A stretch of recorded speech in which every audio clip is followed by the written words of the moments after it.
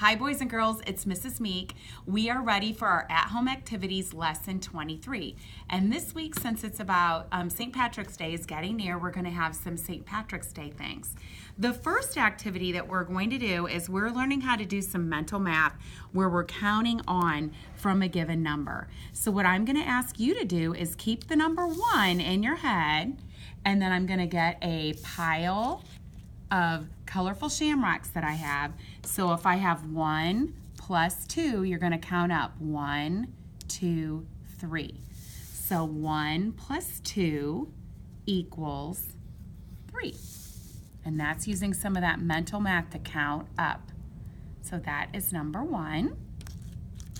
My second one that I'm going to do is I'm going to have the number 3 in my head, and I'm going to lay out 1, 2, 3, 4, 5 shamrocks. So I'm going to write 3 plus 5, and then I'm going to count up 3, 4, 5, 6, 7, 8. So then on my paper, I'm going to write 3 plus 5 equals 8. I got rid of that pile.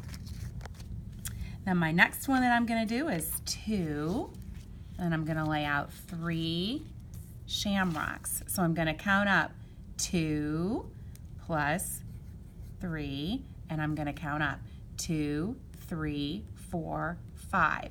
So 2 plus 3 is 5. And that's my third one. And for my next one, I'm going to sit out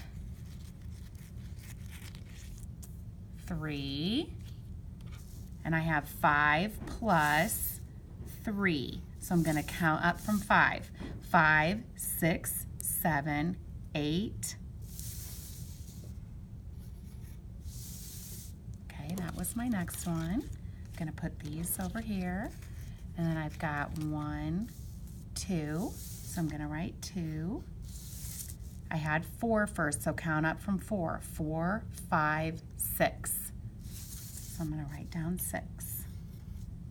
Now for the next ones, I am just going to sit out the amount of clovers you are going to count up from that given number and write your answer.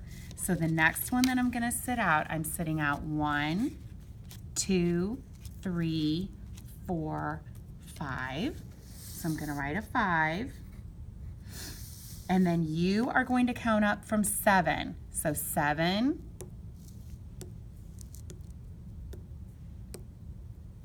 Once you have that number, I'm going to have you write the answer right here.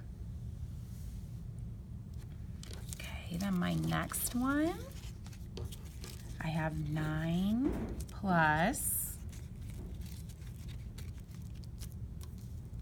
I'm going to write a 3, and then you are going to count up from 9.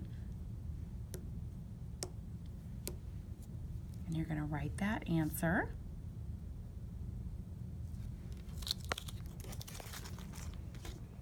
And then my next one, I'm going to write a 2. So you're going to count up from 6 and write your number. And then for my next one, I've got 8, and I've got 5. So I'm going to write 5. And then you're going to count up from 8. So 8. And you're going to write that answer here. And then for my last one, if I didn't add any, and I had 10 plus 0, you're going to tell me what my answer is. And now my paper's all covered with glitter. So that was our counting on clovers was our first activity.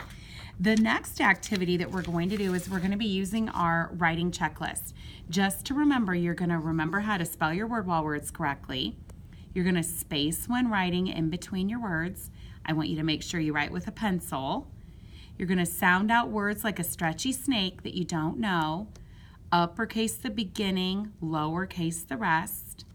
And then you're going to make sure you add a period, an exclamation mark, or a question at the end of your writing.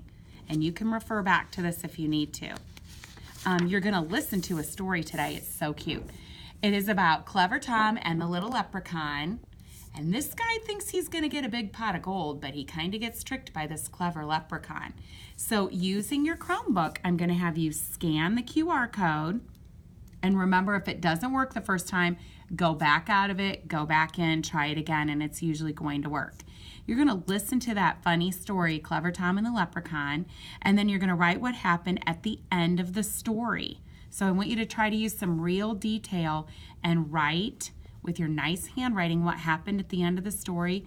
Color Clever Tom and the Leprechaun to make him look nice.